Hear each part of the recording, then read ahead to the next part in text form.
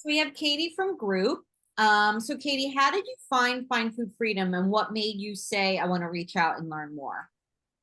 So I first found it on TikTok. I find and follow a lot of body positive creators and anti-diet culture creators.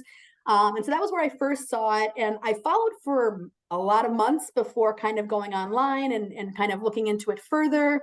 Um, and I think it was really interesting for me to kind of see um, just how much it addressed the diets that I was seeing. It was like I could do Noom or I could do like this Find Food Freedom, and then I was like, wait, Noom is not. They're not the same thing. Noom is it's still a diet. And so it just kind of prompted me to go to the website and take a closer look and just kind of invest in it because I knew it was going to take time to kind of unravel all of that, and I needed to start somewhere. So I wanted to do it before the end of 2022. So How has your relationship with food changed throughout this process?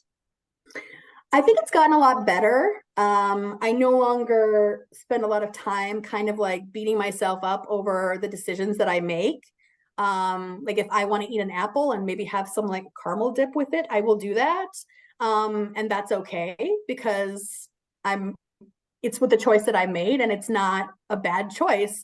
And I think it's really made a big impact in not assigning value to food, like the good and bad food, or just the shame involved and the guilt involved in food. I think those have been the biggest things that have really struck at the core of what some of my issues were.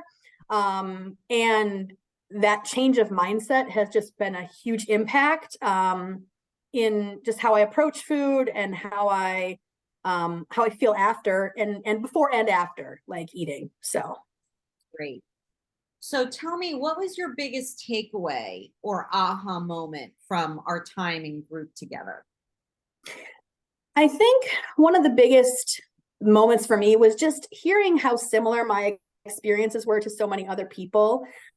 And while I don't want to say like it's a better or worse situation, but also seeing how much greater some other people's struggles have been.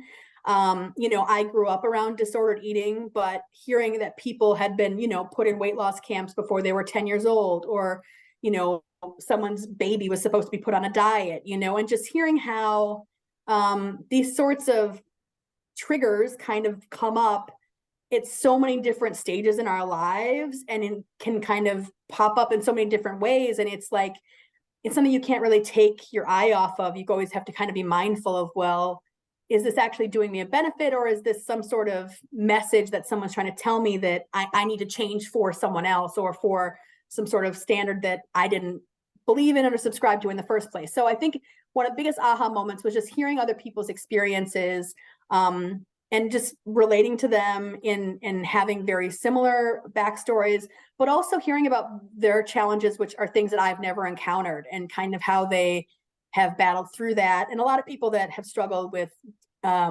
disordered eating for many years and who are, and also people with different body types as well. It's so often people's bad relationships with food are like, well, you have to be a bigger person in a bigger body. It's never, and that's just not the case. Like obviously like obesity is one thing, but disordered eating and body dysmorphia, all these other things can affect everyone. And so just I think relating to other people and hearing about their experiences and just learning how other people approach things and the books they're reading, the podcasts they're listening to, like just other resources and things to like keep you on that positive sort of plane rather than just kind of going back down the rabbit hole of like diet culture and things like that. So really helpful. Would you recommend Find Food Freedom to a friend and why?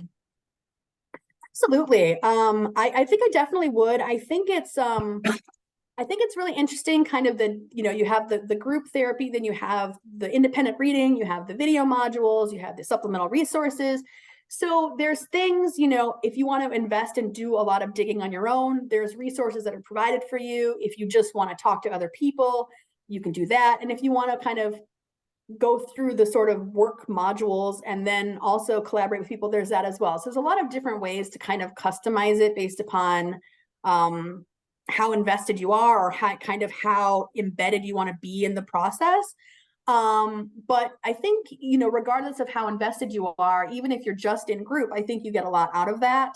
But I think it helps, obviously, if you take advantage of the rest of the modules and the other resources for continuing advancement, I guess, because I think it's a good thing, because again, it's not a diet, you know, and like it's a lifestyle perspective change, it's a mindset change, and like it's one of those things you just kind of have to plant the seed, and it's going to keep kind of expanding, and it's going to kind of go through like good and bad phases. But I think it's, once you get the idea in your head, you can always kind of go back to that and hopefully move further along, you know, rather than going backwards again. So Yeah, I love that. Awesome. Thank you.